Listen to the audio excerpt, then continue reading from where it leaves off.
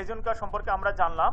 এখন হোসেন কর্নি, এটা কিন্তু জাপানি টার্ম, যদি ইংলিশে ট্রান্সলেট করা হয় policy development.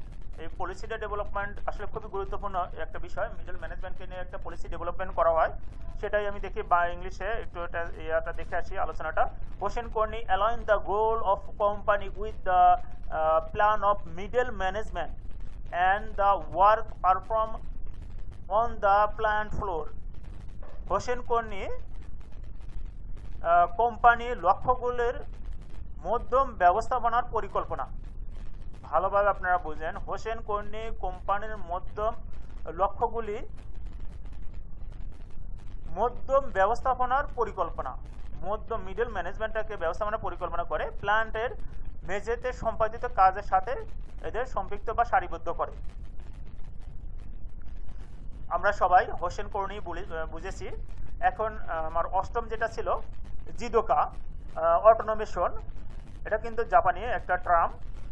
জিদোকা is the idea that manufacturer should design equipment to partial automation the manufacturing process. Partial automation is typically much less expensive than full automation. বিষয়টা আপনারা কিন্তু ভালোভাবে বুঝেন। and to automatically stop when defects are detected. যদি এটা বাংলা বিশ্লেষণ করা হয় তাহলে কি দাঁড়ায়? জিদোকা হলো এই ধারণা যে নির্মাতাদের আংশিকভাবে উৎপাদনের প্রক্রিয়া স্বয়ংক্রিয় করার জন্য সরঞ্জাম ডিজাইন করা উচিত। আংশিক স্বয়ংক্রিয়তা সাধারণত সম্পূর্ণ অটোমেশনের তুলনায় অনেক কম খরচ ব্যয়বহুল। ত্রুটি শনাক্ত করা হলে স্বয়ংক্রিয়ভাবে বন্ধ হয়ে যায়। আশা করি বিষয়টা আপনারা বুঝতে পারছেন। অটোমেশন কিন্তু আমরা অনেক ফ্যাক্টরি আছে দাম করে আমরা ফুল অটোমেশন চলে যাই, কিন্তু ফুল অটোমেশনে যাওয়া উচিত না। আগে আপনার পার্শিয়ালি আপনার অটোমেশন করতে হবে, তারপরে আপনার ফুল অটোমেশনে যাওয়া উচিত। এরপরে আমার যেটা ছিল 9 just in time. Just in time এটা কিন্তু ভালোভাবে আপনারা বুঝেন। Just in time pull part through production base on customer demand instant of pushing part through production base on projection demand. আমি কিন্তু খুব স্লোলি বলেছি আপনাদের বোঝার সুবিধার্থে, আপনারা তারপর স্ক্রিনে ভালোভাবে দেখে নেবেন।